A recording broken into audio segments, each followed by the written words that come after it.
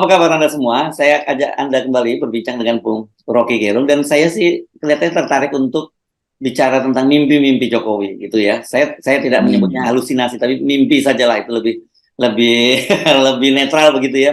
Kalau kemarin kan Pak Jokowi akhirnya membuat pengakuan jujur bahwa IKN itu sampai sekarang belum ada investor asing yang masuk gitu ya. Nah, kita catat soal itu bahwa nanti Pak Jokowi mau berubah lagi itu lain urusannya. Kita tinggal urusannya dengan fakta.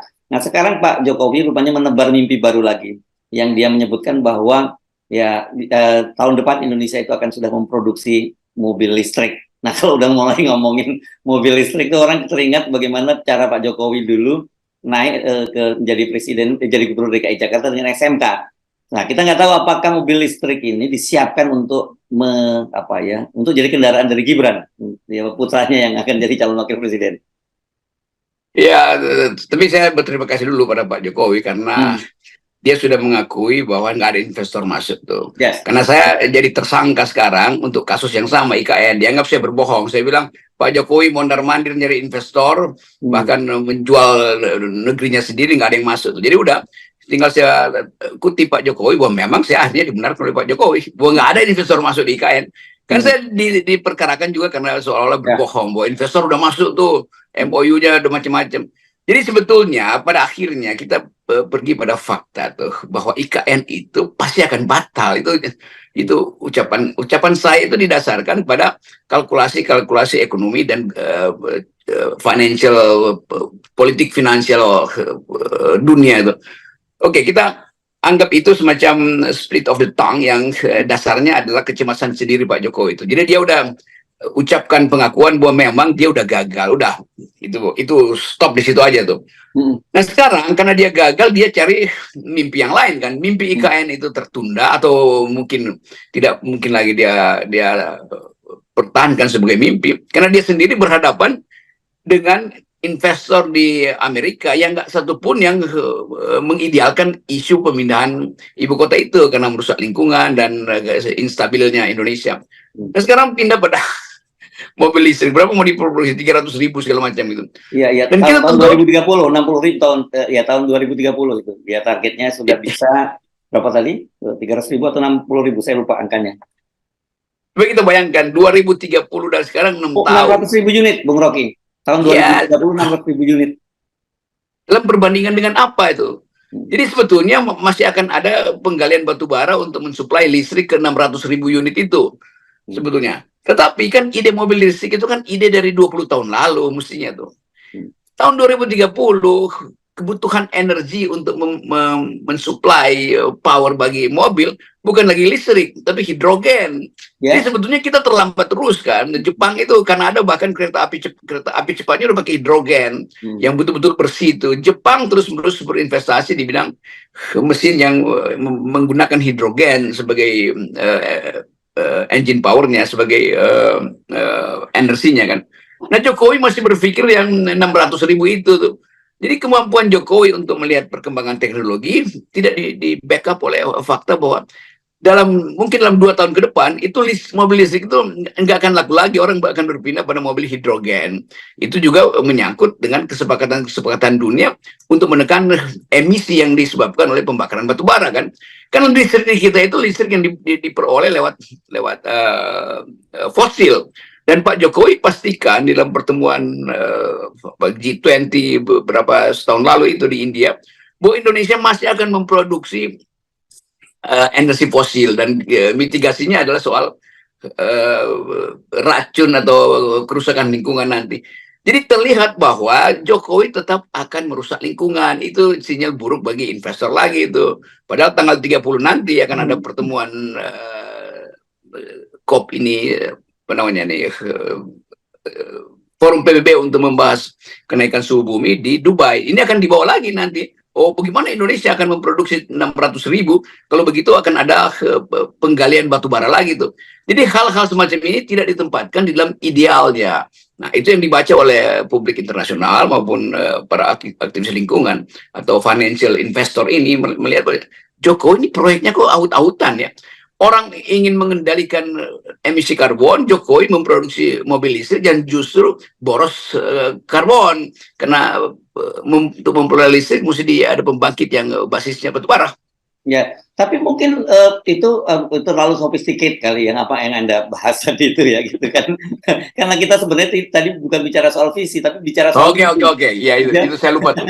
Bahwa Ya kita, kan? Ini bicara soal mimpi Bung Rocky kan oke. kita ingat kan pada waktu itu ketika SMK dulu kan juga beliau juga saya lupa angkanya persis kalau nggak salah udah ada 6.000 yang inden dan sebagainya gitu dan sekarang kita bicara mobil listrik lah kita yang SMK aja sampai sekarang belum terwujud tiba-tiba kita melompat tahun depan loh yang disebutkan tahun depan kita ke listrik saya kira mungkin orang lebih pada menyoroti soal itu gitu yang tadi itu visi tadi terlalu canggih lah gitu. Iya, saya lupa bahwa Jokowi bahkan dalam mimpi pun melompat-lompat tuh. Iya iya Dalam kebijakan tidak konsisten, apalagi dalam mimpi. Ya udah, kita aminkan aja bahwa memang akan ada 600.000 mobil listrik, muter-muter seluruh Indonesia, dan kita nggak tahu siapa yang ada di dalam situ tuh. Dan kita bisa berpikir positif aja bahwa Pak Jokowi ingin mengganti mimpi, karena mimpi sebelumnya itu absurd. iya iya. Itu IKN itu absurd, maka Ya. balik pada mobil listrik.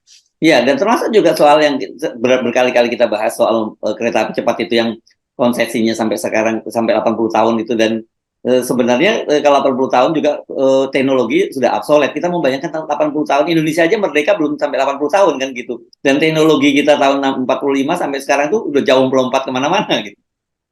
Ya, nama juga mimpi kan, boleh lah tuh. Iya, iya, iya, iya. Iya. Oke. Jadi kita masuk dalam republik yang penuh dengan delusi itu, Mhm. atau penuh dengan ya imajinasi yang nggak ada standarnya kan. Iya, iya. Dan Jokowi memang dari awal begitu cara berpikirnya tuh. Ya karena itu APBN dianggap akan tersedia memproduksi mobil listrik, memproduksi kereta listrik segala macam itu akan tersedia APBN. Padahal kita tahu bahwa ya ekonomi kita tumbuh berapa persen sih untuk menyerap lapangan kerja, menyediakan lapangan kerja 600.000 itu. Kan sebetulnya kita dari awal tahu bahwa Pak Jokowi punya semacam kegairahan itu yang meluap-luap untuk memamerkan segala sesuatu yang sifatnya gigantik gitu kan. Serba mewah, serba besar itu. 600.000, buset, 600.000. Dan kita lihat berarti nanti India berhenti memproduksi mobil, Inggris sekarang lagi memproduksi mobil, juga akan dihentikan karena persaingan dengan Indonesia, Perancis, Jepang segala macam. Itu sebetulnya tidak ada skala ekonominya tuh kan.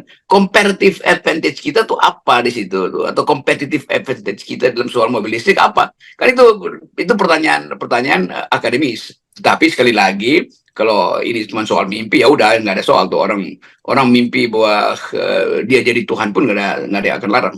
Ya, nah tapi kan sebenarnya begini ya, Bung Rocky, orang semua udah paham lah bahwa Pak Jokowi ini hidup dalam mimpi-mimpi dan juga dengan apa pernyataannya nggak pernah kita pegang dan orang merasanya mungkin pengen berharap narik napas lega, udaranya lebih bersih gitu karena ya nggak lama lagi kan Pak Jokowi akhirnya juga turun gitu karena 2 periode dia sudah habis masa jabatannya. Tadinya kan orang banyak baru gitu, kita pengen menghirup udara baru tanpa Indonesia pasca Jokowi gitu.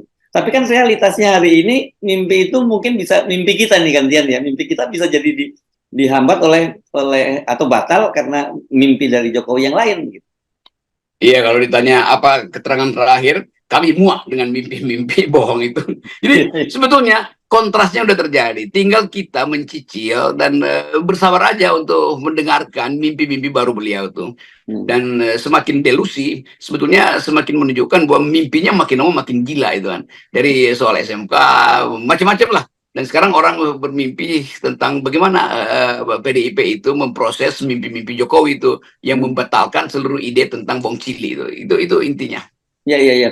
Tetapi kan yang kita khawatirkan mimpi itu dilanjutkan oleh Jokowi kecil gitu yang disiapkan jadi penerus dia. Itu yang saya kira membuat orang sekarang menjadi kekhawatiran karena lepas apapun ya dengan sekarang mesin kekuasaan yang ada tetap di tangan dia, itu kan dia bisa melakukan segala macam cara untuk mewujudkan itu. Iya, itu teori mimpi itu kalau orang dewasa mimpi itu karena ada masa lalu yang kemudian kembali dalam memori. Kalau bayi mimpi itu biasanya dibangunkan oleh ngompol itu. Oke. Jadi kita mau lihat perkembangan terakhir dan kita mau uji sebetulnya apakah Pak Jokowi mewariskan juga semacam gigantisme atau semacam delusi itu pada anaknya. Kita lihat aja dan kelihatannya memang itu diwariskan tuh. Karena makin lama orang melihat ya satu paket aja sebetulnya DNA-nya sama itu. Iya, iya, iya. Nah, ya itu kan makanya saya tadi sampaikan kekhawatiran, tapi kan dengan segala kekuasaan yang ada di tangan dia itu, ya, dia akan bisa melakukan soal itu gitu, karena sekarang sudah mulai terbukti dia, termasuk kita bicara ada lawannya yang nggak bisa dicegah, seperti Anies misalnya nggak bisa dihalangi dengan dikriminalisasi di KPK, sekarang mulai gerakannya dihalangi dan sebagainya, dan tetap saja tangan-tangan dia itu masih bisa menjangkau kemana-mana. Itu yang jadi kekhawatiran kita semua, Bung Rocky. Saya selalu percaya bahwa akal sehat tidak mungkin ditipu oleh bocah, itu kan, itu dasarnya. Hmm. Walaupun seluruh peralatan dihasilkan kembali untuk membackup sang bocah. Ini kata bocah ini saya kutip aja dari media massa ya, karena disebut-sebut begitu tuh. Jadi sebetulnya pembocahan ini berlangsung juga dalam banyak hal. Di wilayah intelektual dianggap bahwa ia tidak mampu untuk mempunyai atau bahkan mempunyai gagasan aja nggak bisa, apalagi mengucapkan. Jadi kalimat-kalimat awal dari Pak Gibran ini mulai diteliti. Apakah benar kita punya potensi untuk menghasilkan pemimpin muda? Tentu saja Pak Prabowo akan melindungi itu, karena itu adalah wakil presiden dia tuh. Tapi saya kira juga di kalangan Gerindra ada semacam, ya, menelan sesuatu yang tidak sebetulnya tidak enak di lambung, tapi harus ditelan. Ya udah, itu aja kita terima. Sambil akhirnya orang muntah karena menelan sesuatu yang itu yang kita sebut sebagai memuakkan sebetulnya secara psikologis. Yes, ya. Oke. Jadi kita masih positif thinking, ini bagian dari strategi saja dari Pak Prabowo gitu kan ya. Dan untuk mencapai tujuan jadi presiden, setelah itu urusannya jadi lain lagi lah begitu ya. Iya, itu intinya tuh. Iya, oke. Baik, terima kasih Bung Rocky. Memang betul-betul Ya. memuakkan. Nah, ini dasarnya 0% tetap dilupakan sih. Oke. Oke. Terima kasih.